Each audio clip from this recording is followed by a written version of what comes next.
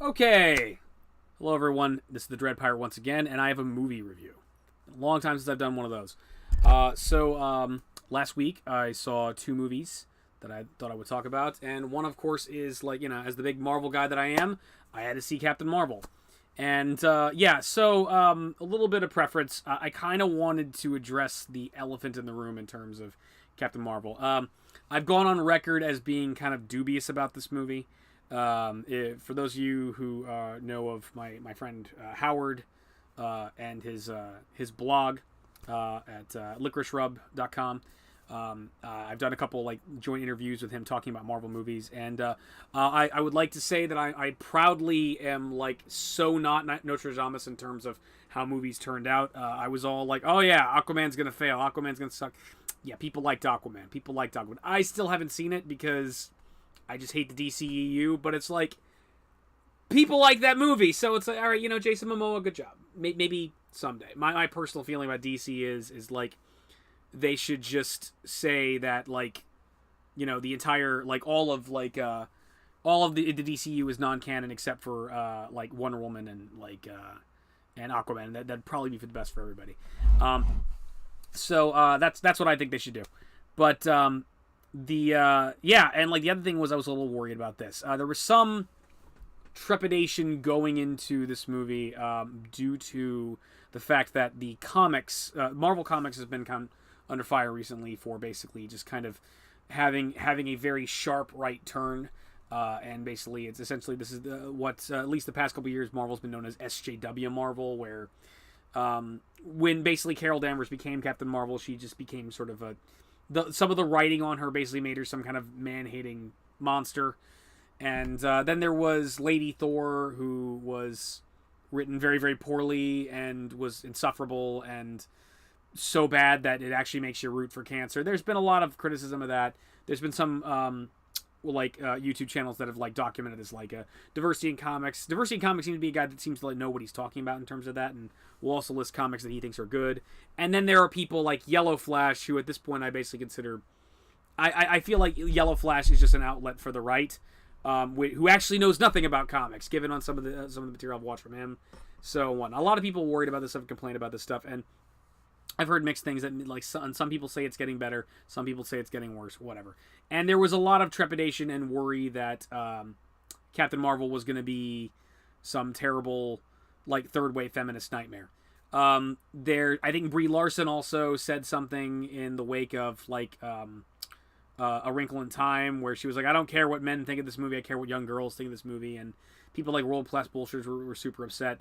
And towards the build-up of this movie, I've been seeing, and I was talking about this with other Josh, towards the build of this movie, I've seen, on my damn algorithm, just because, I don't like The Last Jedi, I've been seeing, videos pop up from World Class Bullshitters about Captain Marvel, and people like Midnight's Edge about Captain Marvel.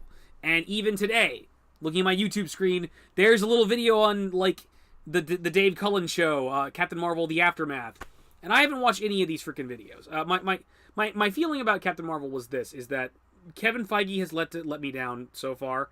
Marvel has been doing a great job. The worst movie in terms of the MCU is Iron Man 3, which I like. So, and the worst thing to come out of the MCU in is Inhumans. And they fired that guy. They, Marvel has been very good about this stuff. So it was there was no reason, everything building up to this will look really good. And then, of course, there's Other Josh. Other Josh is, he's much more well-versed in comics and how to do them right than I am. And he's like, Eddie, it's okay. It's going to be all right. Just watch the movie. And sure enough, so I've been waiting expectantly this entire time. And, these videos keep cropping up on my YouTube channel and, on my YouTube chase, that goddamn algorithm. And it's and I respect World Class Bullshitters, especially because of The Last Jedi was so bad, and he was one of the really rallying voices about how, hey, Disney's going in the wrong direction.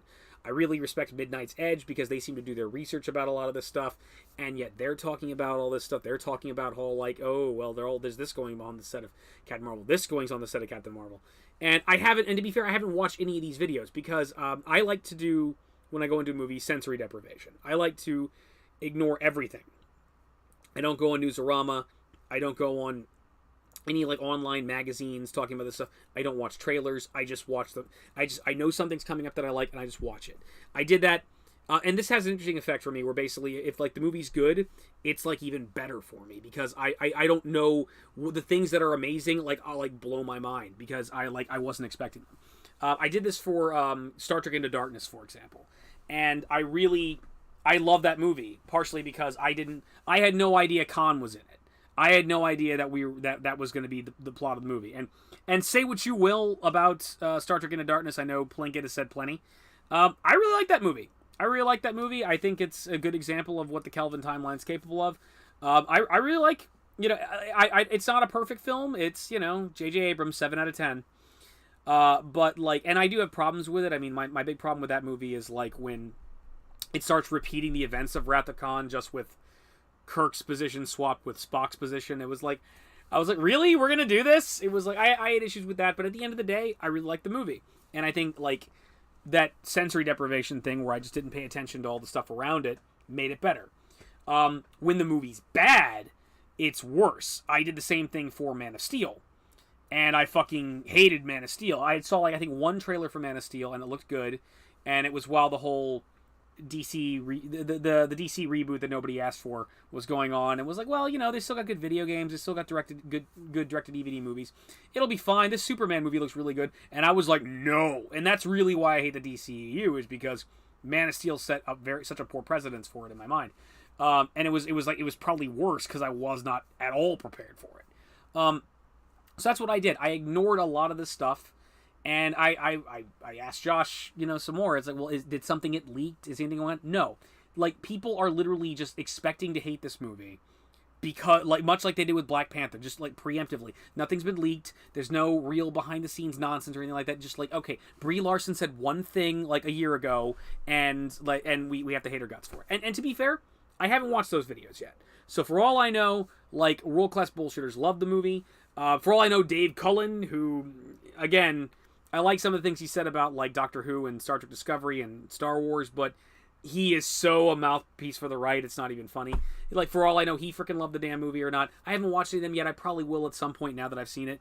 But I just kind of wanted to get the elephant out of the room about that, about like this kind of weird controversy that's going on with it prior to it.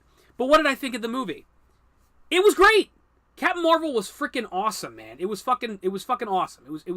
It was beautiful. It was just a good movie. It's probably one of my new favorites in the MCU. It's a really awesome space epic. Carol Danvers is badass. Brie Larson did a great job as her. There's a bunch of other characters that really get to shine. We get to see a young Coulson, a young Nick Fury. Really, it's kind of a buddy movie between Captain Marvel and Nick Fury. We also have Monica Rambeau, one of the like in the comics. I believe there are 2 Monica Rambeaus in the comics as well. Josh, correct me on this if you'd like. But, like, yeah, there's Monica Rambeau, who was another Captain Marvel, and then there's her daughter, who would eventually become Captain Marvel as well. So it's like, we literally have those 2 characters. Her best friend is Monica Rambeau, and then she has her little daughter, who she grew up with, and was like, she's like Auntie Carol and all that. Yeah, and it's really great. There's a lot of, for me, the show stealing performance is I believe he's called Talos or Tavros. I think I'll look it up just to be on the safe side. But the main Skrull, played by Ben Mendelsohn, stole the freaking show for me. He was so cool. The Skrulls were awesome. It was great to finally see them in the MCU. And it was really great. It was really great. And it was like, I guess I got into spoilers in a little bit. I'm a little out of the loop with, modern comics. So, the character of Goose, the cat, is a character I wasn't familiar with. And it was, I kept on seeing, like, promotional stuff for it, like, in stores and things like that. So what is this fucking cat? What does this cat have to do with Captain Marvel? And I was like, oh my god, I love the cat. I love Goose. Partially because of the revelation of what Goose is and does. It's kind of, Goose is basically the Groot of the movie. But also I'm a cat person. I love cats. So of course I loved Goose. But it was actually really good. And again, like, there's a lot of cool sci-fi action. We had some cool Kree stuff going on. I think Chiron is his name. He was a bad guy in the first Guardians of the Galaxy. I'm forgetting the actor's name. The actor's been in a ton of stuff. He was like one of the bad guys in like Furious 7. And he was like the cyborg Kree that was like that attacked Star-Lord right early on in the movie. We get to see him younger before he became a cyborg. There's like the entire little team of Kree are badass. The Skrulls are badass, and it was just a lot of the space stuff is good. One of the big, and of course, while we're addressing all this, one of the other big things that's introduced in this is the Supreme Intelligence. The Supreme Intelligence was cool. And at this point, I'm going to go into spoilers. So just like monitor, I'm going to put a link in the description. If you don't want to hear spoilers, go to this time code and just like skip, and or the video's done. Yeah, just okay. If you don't want to hear spoilers, turn off the video right now. But basically, yeah, from this moment, spoilers. Going to talk about it. So again, Ben Mendelsohn's character, I think Tavos is his name or something like that, some alien Star Trek-y name.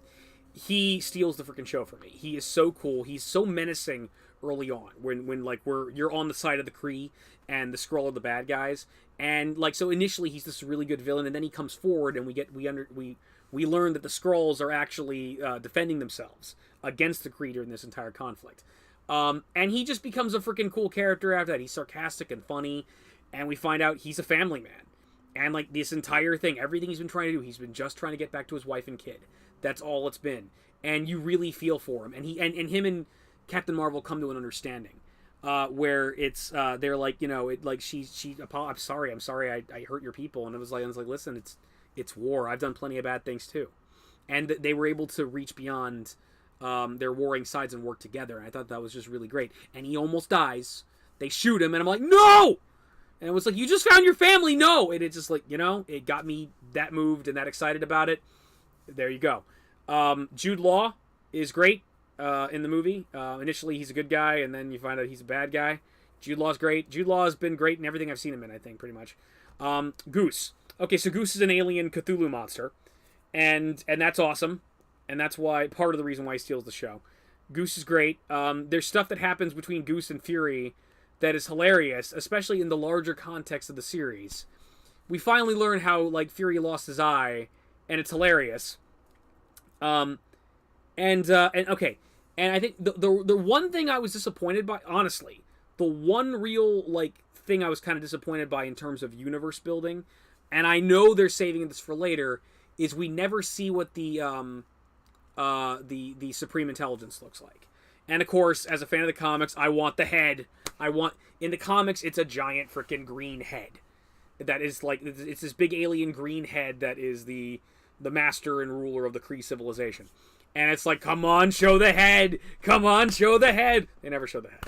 The Supreme Intelligence, when it's like, they keep the Kree people kind of subjugated through like a mind control thing where all the Kree soldiers have to go and commune with the Supreme Intelligence every so often. And basically the reason why Carol is even with them is she was abducted 6 years ago, and she's being mind controlled and given false memories and claiming that, oh, you were this and whatnot.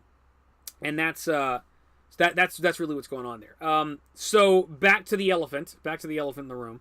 I did want to address, I was now naturally going in with all this talk of third wave feminism and whatnot. I did kind of go in worried about, like, you know, all right, well, is there some crazy themes going on here? Well, a couple interesting things to point out about that. I was kind of expecting something like that to go down and maybe be objectionable. I was looking for stuff people could bitch. I was looking for Rose Tico's. I was looking for Admiral Haldo's. I was looking for Rey and Mary Sunis. And I couldn't find anything. What I did find was a couple of moments that are that especially the first time when I saw them, I kind of groaned a little bit. And they seemed like feminist pandering. There's a couple key moments, since we're in spoiler territory anyway, I'm going to talk about it. So again, Carol's memories have been altered by the Kree. And she doesn't remember anything about her past life. So when the Skrulls abduct her and wind up trying to, you know, probe her mind to figure out like what's been going on, like, you know, he's trying to get the information he can to find his family. We don't know this at the time. We wind up getting like bits and pieces of her real past, her real memories start coming to the surface, and we essentially see her as a child, and as a young woman, in basic training for the Air Force. I'm actually coming up on his name right now, actually. Hold on just a second. Looking on my phone for the cast.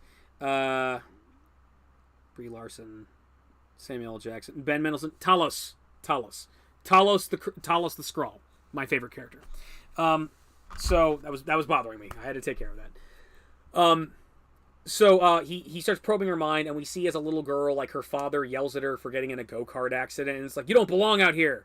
And then she's in the Air Force, she's in basic training, climbing a rope around a bunch of men, yelling at her and picking at her, and it was like, and they were like, oh, you can't do it, you suck. And then she's in a bar, and some guy's like, you know why they call it cuck, but there's some, like, overtly sexist moments, and where it's like a bunch of men told her she couldn't do this. Her father told her she couldn't do this, but she achieved and overcame it anyway. And I was a little like, oh, come on. And I was groaning a little bit.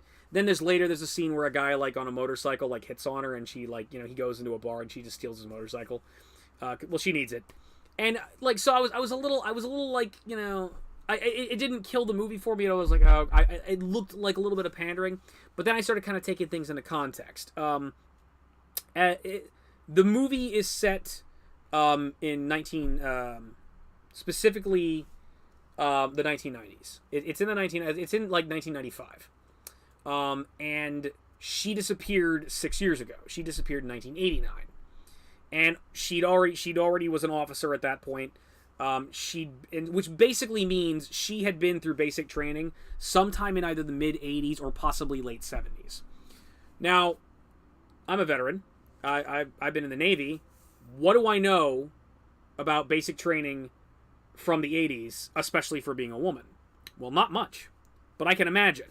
While I was in the service, we had, like, there were a bunch of older chiefs who would talk to us all about how things used to be done, and I have plenty of issues with the Navy and how the Navy does things, and a lot of issues with that. But the thing is, my experience of it was much less than what the Navy had previously been. And we would talk to chiefs all the time how basically back in the day, the military just hazed its people. They would do shit like take your shit all, like, if they wanted to fuck with you, they would just take all your shit out of the barracks and just throw it out in the middle of a rainstorm. And they would just do it and get away with it. They would straight up abuse people back in the day, as early as the 1980s. And like the further back you go, the abuses get worse and worse. And so what was it like? That was what the men had to go through. That was the shit the men had to put up with.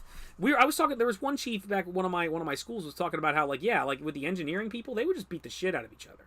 They would just, like, when they had a problem, they would just, like, fight, and, like, or they wanted to, like, get someone to comply, they would just beat the fuck out of them.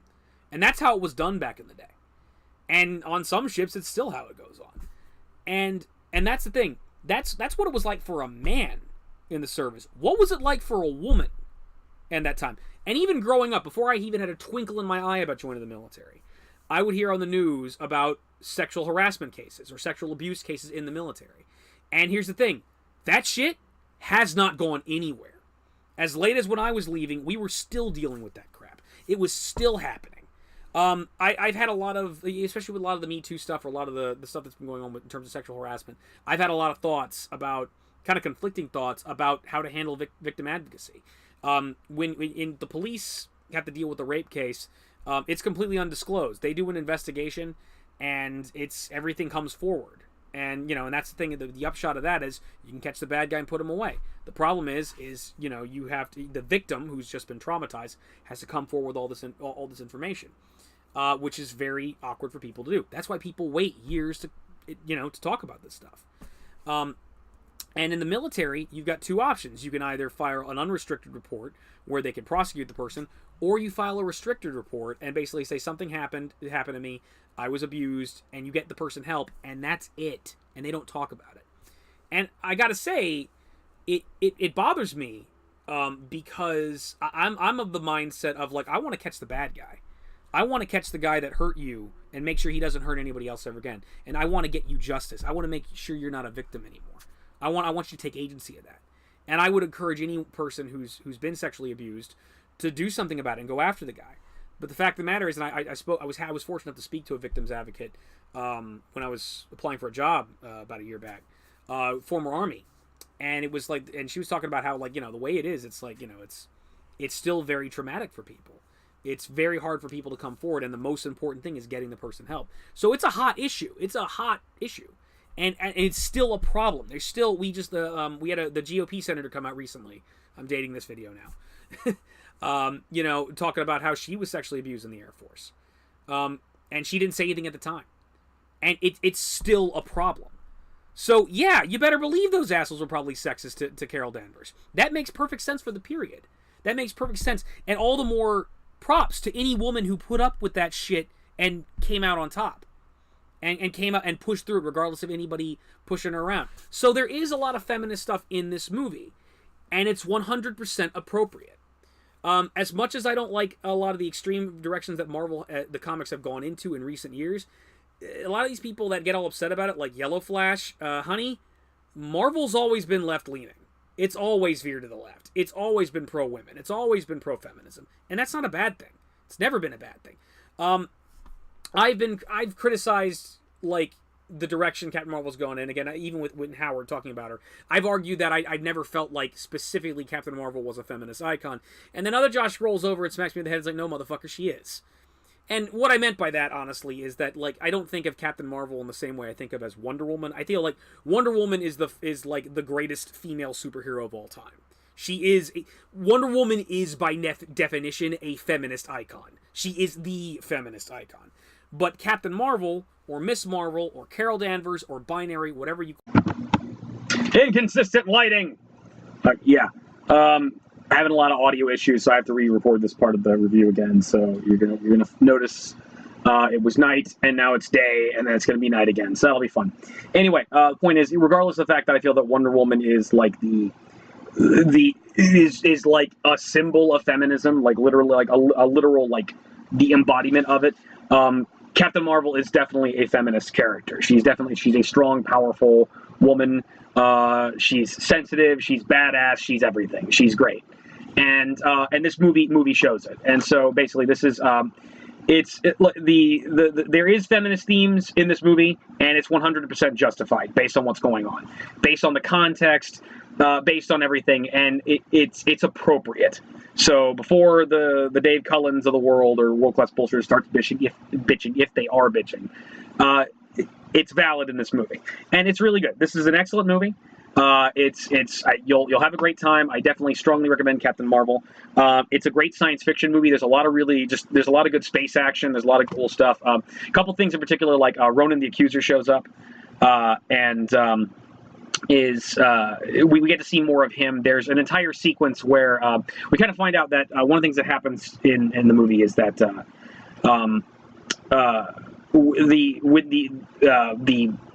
the light speed engine explodes. It hits Carol, and that's what gives her powers. The energy of the Lightspeed engine mutates her and gives her abilities. And the thing is, I think what we've been finding is that the Kree have been limiting her powers this entire time. They have this little implant on the back of her head that they claim is what gives her powers. In reality, it's actually limiting them. So most of all, the only thing that she can really do up until a certain point is shoot energy blasts, like shoot photonic charges and whatnot. And it might slightly enhance her strength and stamina, but that's the only real power she has.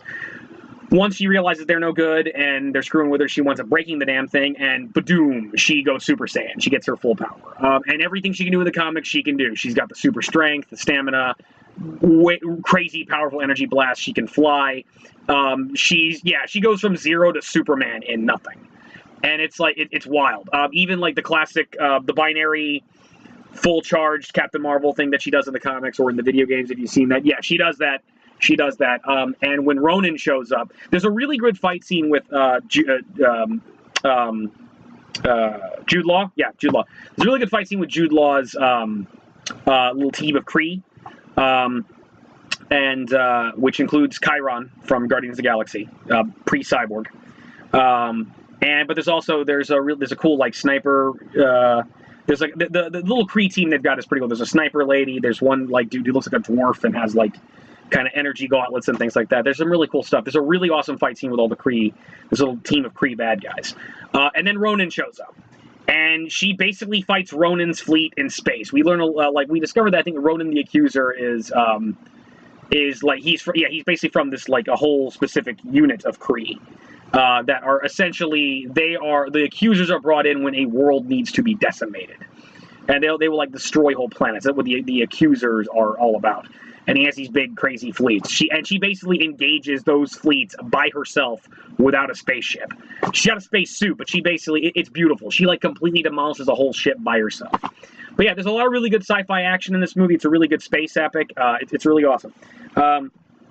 And of course, like at the end of the movie, we have a lovely scene with it's a prequel. The movie is basically a prequel, But then our after credit sequence, is fully caught up. It is fully caught up to Infinity War, and it makes me so excited for Avengers Endgame. I am so pumped for it. Yeah, Thanos is in trouble. We got the Avengers, we got Captain Marvel, and from the other Endgame trailer, yeah, Ant-Man's coming his way too. So we're good to go. So I'm super pumped about Avengers Endgame. There's one other thing I think that like you could kind of construe as a comedy, and well, I just said it. The one thing that I think is kind of a flaw of this movie, but is also kind of a strength, is the comedy. This movie is in love with the fact that it is set in the 90s. And so there's a lot of like 90s jokes, and they're funny at first, but after a while they get a little tiresome. It's like, hey, remember True Lies? Remember Fresh Prince of Bel-Air? And it's like, shut the fuck up. It's like, at first it's funny, and it's kind of, it's movies things that like they were really into the fact that, we're a period piece. Yeah, we're set in the 90s. They were really pumped about that, and that's not a bad thing. But it just kind of, it beats it to death a little bit. That's really all I've got to talk about. Since I've had an opportunity to re-record here, there's some other thoughts I had about the movie that I'm going to cover. There's one other thing that I've covered. I covered last night, and it's kind of out of order, so I'm going to talk about that last, and also a few corrections. Okay, one more thing I want to talk about before I get to my last point. Now that I've seen the movie and I love it and I'm recommending it, again, a lot of these people that have been kind of complaining about this for a good year before the movies come out, like World Class Bullshitters, Midnight's Edge, and the Dave Cullen Show. I'm probably going to watch their videos at some point now that I've seen the movie to kind of catch notes. What I'm concerned about is that, and this is just speculation because I was deliberately not avoiding their videos, partially because I didn't want it spoiled for me, and the other partially is like I just felt like it would be needlessly negative. I felt like it would be really needlessly negative because I suspected they were going to be bitching about it. And again, I fully support World Class Bullshitters when he's complaining about Star Wars. I agree with him 100% on that. I fully support Midnight's Edge on a lot of things they've pointed out, and I was a little kind of surprised by them to be complaining about Captain Marvel, and I don't know if they're complaining about Captain Marvel and talking about Captain Marvel and the alleged controversy surrounding it when nothing's come out yet. It's like with Star Wars or Star Trek Discovery, there's legitimate things to cover. There's legitimate information to cover. Or like with the Alien series, although their recovery on like Alien Covenant was really, really good, talking about like all the behind-the-scenes stuff with that. It's like, is there really anything to talk about with Captain Marvel other than some people complaining about it online? So I was a little surprised by that. Dave Cullen, I agree with a lot of things he says about Doctor Who, Star Wars, and Star Trek Discovery specifically. However, he genuinely comes across as a mouthpiece for the right who just wants to complain about liberals in media, especially when all three of these shows have always been very progressive and liberal-minded. It's like, yeah, Star Trek has always been a liberal outlet. So has Doctor Who. So has Star Wars. I do have a problem when they're going too far to the left, or what I think was really happening here, which is not so much that they're going liberal, it's that they're using a deflection argument to cover up for bad storytelling. I feel like a lot of the real problem we're having with Star Wars and Kathleen Kennedy is not so much that she's this ultra feminist nonsense. No, the problem is The Last Jedi wasn't good. Solo's not good.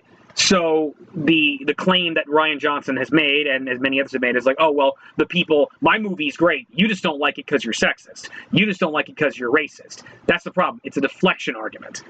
And he's claiming he's claiming to be progressive, and the people that disagree with him are not progressive, and that's bullshit. That is evading the issue. The fact is that he made a bad movie. Star Trek Discovery is doing the same thing. There's been plenty of badass female characters in Star Trek. Like Michael Burnham is just not a good one, and it doesn't change the fact that, like, no, my real problem with Star Trek is what the fuck did you do to the Klingons? I don't know what that is. I don't know what that burned Kratos from God of War is, but it ain't a Klingon. But there's many other problems with Discovery, and that's just covering it up. Jodie Whittaker, I'm afraid, may be a gimmick. And, but it really, it's, you know, like, I think they're kind of using it. It's perfect. Oh, we got a female doctor now, so if you don't like that, you must not like women. It's like, no, it's more complicated than that. I've got a, you know, I kind of have a problem with you turning into a woman just kind of just to do it, when there doesn't seem to be a strong storyline suggesting it. And there's a lot about Time Lord anatomy and their ability to shapeshift that I think needs to be covered and has never really been fleshed out. But I'm interested in listening to that. And truth be told, I think the issue with Jodie Whittaker may not be even really a Jodie Whittaker issue. I think it really might be a Capaldi issue. From what I've heard, Doctor Who really started going down during the Capaldi's run, and I haven't been watching Capaldi. Why? I'm not done with Matt Smith yet. I'm not that one Matt Smith. In fact, actually, my issue with Doctor Who is there's so much Doctor Who that's really good. And I'm one of those completionist a-holes that I want to go all the way back to William Hartnell and watch it all the way through. And so I'm really not done yet. So when it comes time, I'm going to watch Capaldi and I'm going to give Capaldi a fair chance. I'm going to watch Jodie Whittaker and I'm going to give her a fair chance. And if I love them both, I love them both. And I will gladly eat crow on that. So I appreciate what he's doing, but it really just feels like Dave Cullen is one of these guys who just freaking, like, you know, he screams about this stuff because he's a conservative, and he just wants it as an excuse to scream about liberals. Well, I'm a liberal and I see the problem too. So it's not just a political thing. It's a bad writing issue. So, you know, so I feel like he's just a mouthpiece. So I don't know. I don't know what they've been saying. But like, my fear, and mind you, this is an argument from ignorance. I don't know what they've said. Is that I fear, especially having watched World Class Bullshitters and getting used to the way he kind of does things, is like he's basically been going on these long rants about, like, oh, now Marvel's going to go down this bad direction. We're going to have SJW, like Captain Marvel and all this kind of crap. And I just, knowing his material, I can see him doing that. I can see him, like, basically doing these long videos for like 6 months bitching about it, and then the movie's not that bad. But I don't know. I don't know. For all I know, he was perfectly reasonable the entire time. I want to give these guys a fair shot and hear what they have to say, but I'm afraid that might be what was going on. And I'm afraid I'm going to watch Dave Cullen and he's going to blow, again, what I thought was perfectly reasonable feminist content that wasn't too overdone. He's going to bitch about it. This might have gotten cut because, again, I had an audio issue. But I want to point out, like, yeah, this movie is a feminist movie, and that's not a bad thing. And it's not too overdone, because you know what? In this movie, the women kick ass, the men kicks ass. Everybody kicks ass in this movie. Everybody has a time to shine, and that's part of the reason why it's a great movie. Again, Talos is my favorite character. He's amazing, and it's just like it's really good. Everybody gets a chance to shine. Goose gets a time to shine. The Monica Rambeau. Senior and Junior get to kick ass. Captain Marvel gets to kick ass. Fury gets to kick ass. Coulson gets to kick ass. Ronan gets to kick ass. Ronan's not even in there for that often, but Ronan gets to come out and be imposing, and it's really great. Oh, yeah, this got cut too. Spoiler information. One other thing that, like, okay, from a fanboy, one other issue that I have with this movie that's something that kind of we didn't get to see. It's not really that flaw. I feel like they're saving it. They're saving it for another movie that they're going to hit us with it, is that, okay, the Supreme Intelligence plays a major role in this movie. And there are interactions with the Supreme Intelligence. But the way the Supreme Intelligence works is no Kree knows what it really looks like. It always, they commune with it through some kind of psychic device that enables them to communicate to it directly. And it is the repository of all Kree knowledge, basically. And it always appears as someone else. It appears to Carol Danvers as Lawson, the Kree scientist who was trying to help the Skrulls. So we never see, when she defies it especially, we never see it in its true form. And I really wanted to see it in its true form. I bet you anything they're saving it for another Marvel movie. But for those of you who know the comics, I want the big giant green head. The Supreme Intelligence is a giant alien green head that is the source of all knowledge for the Kree people and rules the Kree people with an iron fist. And he's actually very mellow and logical, but he is a bad guy. He's like, yeah, I'm in charge. I rule the Kree people. Fuck you. I'd flick you off if I had fingers.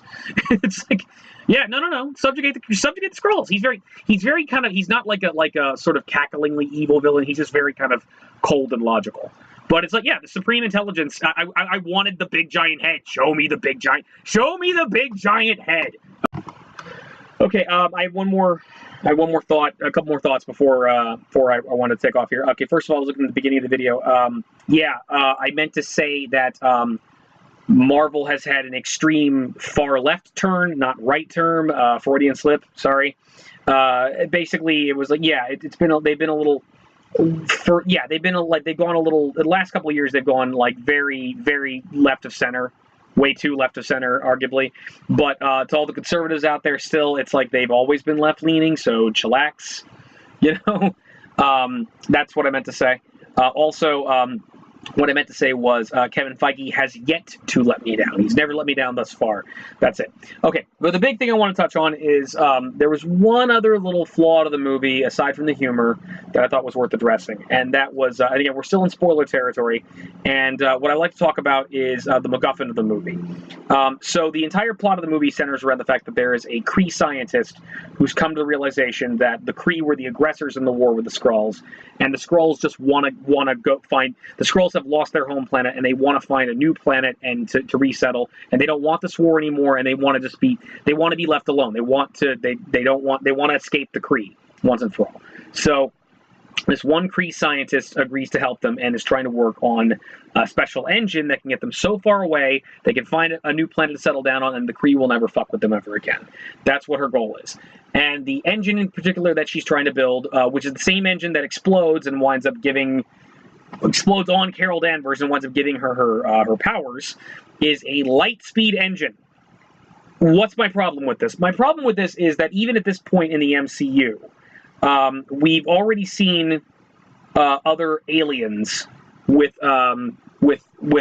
basically, like, I hate to be like, we've already seen that basically interstellar travel is a thing that's very, very capable in the MC universe. Aliens get around, and I hate to be Neil deGrasse Tyson here, and much like how he ruins movies for John Oliver, I hate to be the guy that says, hey, it's like, I love The Star Is Born, but if you want to know how a star is really born, you start with a gas cloud. I hate to do that, but I feel like I have to, because for those of you who don't know, in terms of real world science, stars and stars in particular are very, very far apart from one another, and like the distance we measure intergalactically on an interstellar level from star to star is light years.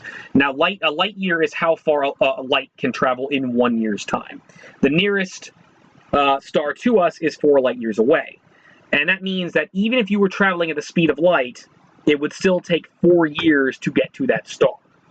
That's what that means. So, so essentially, even if we had light speed technology, that would be horribly inefficient in terms of wanting to go and see other star systems and other planets outside of our solar system. So, in science fiction, typically what most alien species have they have FTL drive, or faster than light drive. For example, Star Trek has warp technology. Warp 1 is faster than the speed of light. And and the different levels of warp, like warp 2 or warp 3 or whatever, those are all, varying excesses of speed faster than the speed of light. And that's how people go around in the Star Trek universe. You basically go to warp. So that's why, we're going to go travel to Dremen 4 or something like that, and it's going to take us like maybe a week, but it's not going to take us that long. It's definitely not going to take us a year. It's like that's how that works. And even then, there's only so far that like warp can take you. There's like if you go to warp 10, you either will destroy your ship, or you'll evolve into like a salamander creature and have sex with Captain Janeway, and give birth to breed a species of salamander alien on some alien planet. It happened in one episode of Voyager to Tom Paris, just so you know. So that could happen. Like that's the danger of it. And there's other limitations. Like even if you go even further, there's still only so far you can go. So the entire plot of Deep Space Nine, for example, centers around the fact that they find a stable wormhole that leads to a place that's like 100,000 light years away, and that's known as the Gamma Quadrant. And what would take them forever to get there normally, or they'd never explored before, they can now get to instantaneously and explore this whole other quadrant of space. And within the Gamma Quadrant, you have the Badlands. And out of the Badlands, the caretaker was abducting other ships and taking them to the Delta Quadrant, which is even further away. It's like 75,000. It's like 75, like 100 or like 1,000 light years away. Some insane number, like 7,500 light years away from Federation space. And so as a result, he abducted the Valjean, Chakotay's ship, and Voyager. So now Janeway and this Maquis crew have to work together and try to get back to the Federation. And like if they go at maximum warp, it's going to take them 75, at the very least 75 years to get home. So the entire point of the show is we're trying to find a faster way home. So there you go. It's an issue in a lot of science fiction. Like the Borg use transwarp, which is some kind of warp drive that's even faster than regular warp drive and is safer than trying to go warp 10. So it's like, I think now in like the canon, like with transwarp technology, or like, you know, they're able to bolt around to Federation space in the Gamma Quadrant and Delta Quadrant a lot easier. Yeah, that's how that works. In Star Wars is less like detailed in terms of the science because it's more about just the fantasy sci-fi action. They have hyperdrive. Hyperdrive basically goes faster than light, so you can get from one star system or one planet to the other, so we can move the plot along. And various other sci-fi shows do it differently. Farscape, you've got some kind of FTL drive that most ships run on, like I think the Peacekeeper ships and the Scarran ships have some kind of FTL drive, but the Leviathans use what is known as starburst, where they actually go into a like kind of an extra dimensional space and kind of they're able to bend space around them and to move faster. And then of course there's wormhole technology, which is kind of the whole point. Again, like John Crichton is so far away in outer space that he needs he's trying to find a wormhole to get back to Earth. And wormhole technology is like the fastest, like wormhole technology is so good it could literally, you know, you could literally, you know, it can be so useful as a weapon because you could basically like ambush people with a fleet of ships or soldiers like behind their lines. It's even possible to go like alter time and go to other dimensions through wormhole technology. There's a lot to that. So a lot of science fiction series deal with this stuff. So it's weird, like, because like in Guardians of the Galaxy and Guardians of the Galaxy 2, and like we see that a lot of aliens have a variety, like a lot of aliens in the Marvel universe have multiple ways of getting around the universe very, very quickly. They clearly have FTL technology.